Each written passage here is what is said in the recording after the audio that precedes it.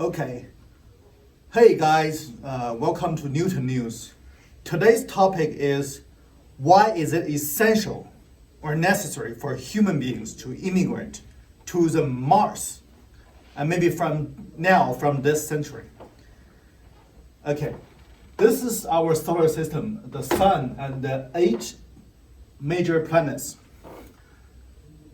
The sun occupies about more than 99% of the whole mass of our solar system. This is our Earth. This is the Mars, the nearest one, kind of the nearest one. These two, Mercury and Venus, are kind of too hot, and kind of has no water on it. But this Mars has water. Okay, and why is necessary for us to leave Earth and immigrate to Mars? Because sooner or later we have to leave the whole solar system, immigrate to another solar system, because because nothing has the ability to exist forever. Everything has a time to die, or it has a time to distinct. Our sun has about tens of millions of years life to live, and then it will stop burning, and it will, for the weight of our sun, I think it may be end by a swelling, and the swelling will occupy or absorb the whole solar system, become a what they call is called a giant red planet. Yeah, and then the whole solar system will be gone, will be burned to air or to gas. But before that, if we want to survive, we have to leave the solar system to other solar system. And luckily, we have about millions of years or tens of millions of years to achieve that. But in order for us from here to leave the whole solar system, go outside, this takes more than 100 years traveling.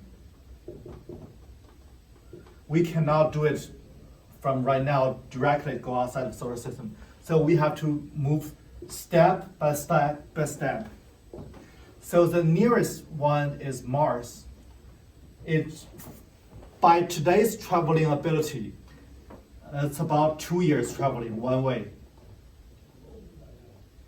And then this has water on it. And the Saturn and Jupiter, they also have they have many satellites, and then their number 2 satellites here, they also have water. And about 2022 ESA, that's European Science and Space Agency. They will send some satellites or some rockets to detect these 2 second satellites of Saturn and Jupiter. We are already find there are water, a huge water beneath the surface in these 2 satellites. But currently it takes tens of years for spaceship to carry man to there. But without human beings on ship, it takes more about 5 to 10 years to travel there.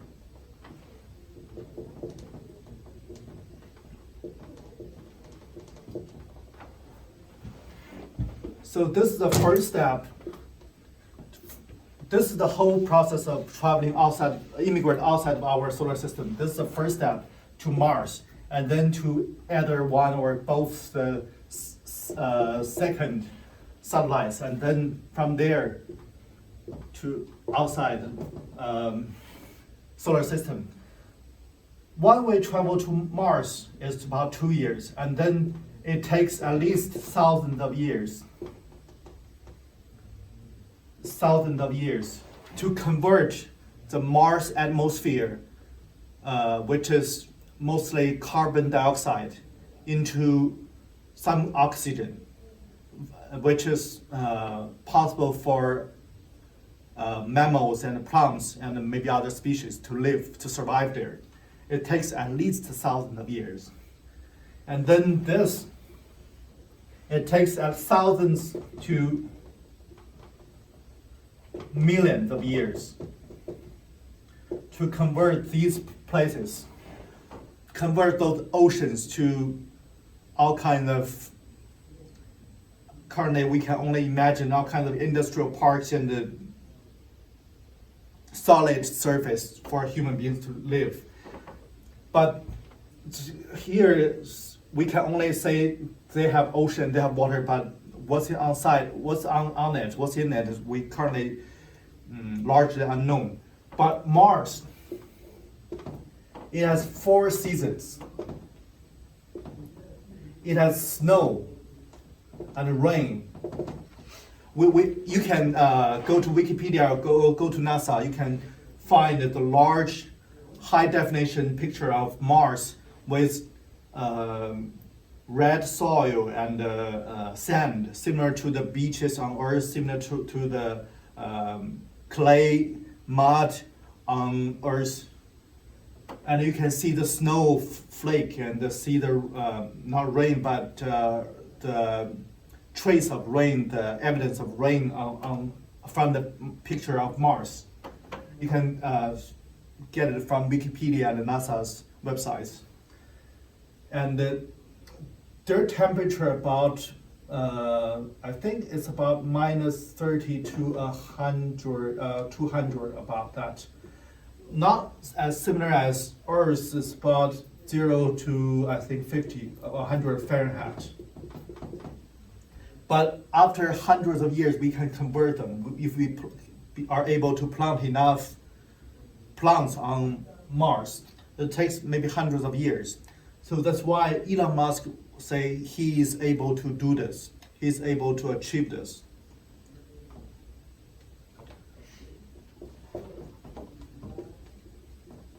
Nice.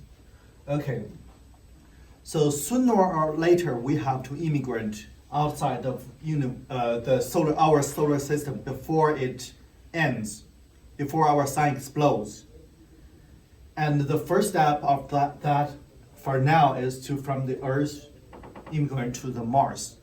That's what NASA, ESA, and Elon Musk and Jeff Bezos are thinking, are planning to do right now. They know all these process. They know this is the essential first step and the practical first step. That's why it's necessary for human beings to immigrate to the Mars. And probably and possibly it will happen at this 21st century. That's it. Yeah, thank you.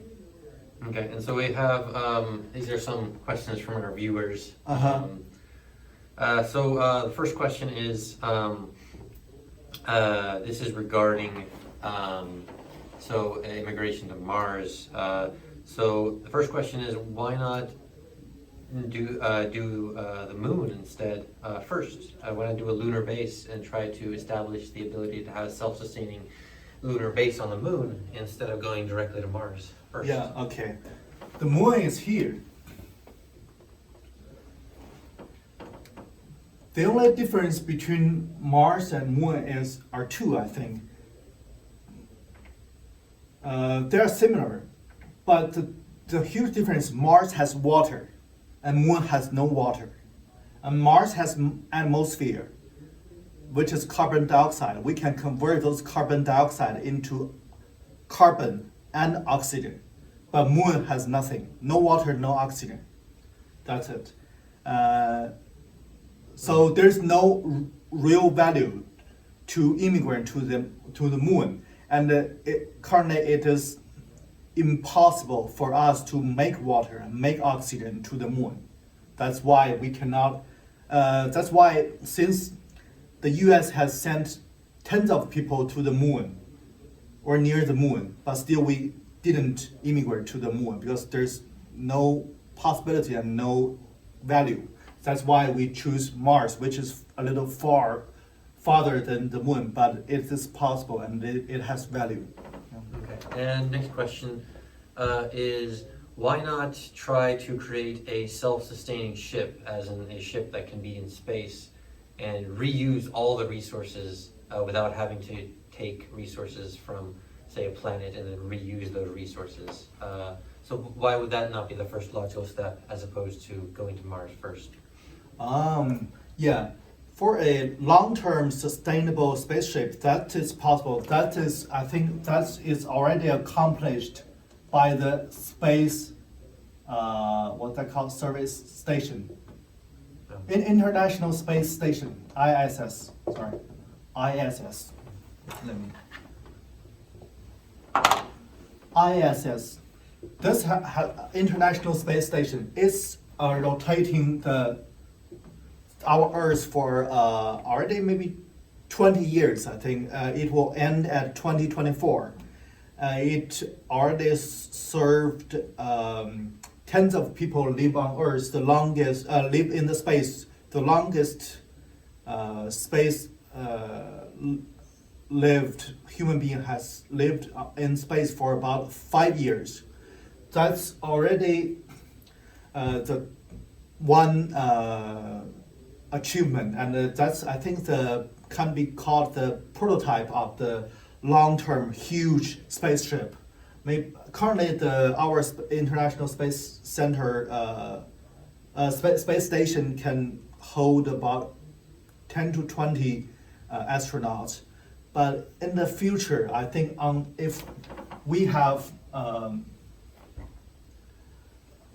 two planets to live and commute, we will have to make super big cruise level spaceship that can last for years or tens of years or hundreds of years. But currently we, from the technology and from the economic capability of human beings, we cannot make super large spaceship that can carry millions of people on ship and travel for tens of years. Currently, the spaceship is about this size. By Elon Musk's spaceship, it's about 20 stories high, and it is already the largest spaceship made by human beings in human beings' history, and it can carry about 100 people on ship. This is already the largest one in all human beings' history, and everybody knows currently Elon Musk is the richest guy on Earth, so he can only make 100 people on ship. So that's the largest spaceship for what we can do now. But in the future, probably we can, but at this moment we cannot. Yeah. And last question. So right now, for the plan to immigrate to Mars, it involves sending people over there. So why, for the first stages, especially considering the dangerous stuff that's involved, why would we not consider sending robots to set up, for example, a base, or send robots to set up a landing pad and that sort of thing? Have the robots set up a good base before starting to send people. Why would that not be the first step? Yeah. Okay. After the U.S. sent tens of human beings to the moon in 1960s, it's been over 50 years, over half a century. The NASA and Russia and ESA, and also including China, already sent tens of, not over 100, but tens of spaceships to the Mars. And there are many land rovers and robots and drones. Currently, there's a drone or helicopters on Mars. There's one or two belong to NASA, one belong to China. They are already kind of robots controlled by the NASA and China and Russia and ESA. And that's why we get all the data and the soil and the air samples and know the water and then the 4 seasons, the wind, the snow on Mars. That's why we are confident now. Elon Musk and NASA and all the other major exploring projects are very confident they can immigrate to the Mars at this century. And by Elon Musk's Mars project, or they call it Master Plan 2 maybe, and they will send the materials and the life equipment to the Mars next year or in 2022, and then send humans.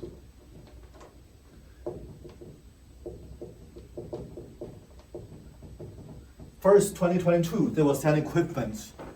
The 4 human beings arrive, and then 2024, they will send humans to the Mars to get ready to welcome the first groups of humans arrive on Mars. Yeah.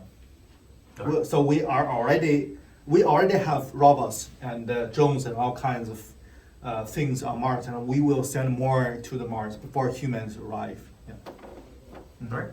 That was Newton News. Thank you so much, our anchor, Mr. Jack. And Thank you we'll very see you much. next time. Thank you, everybody.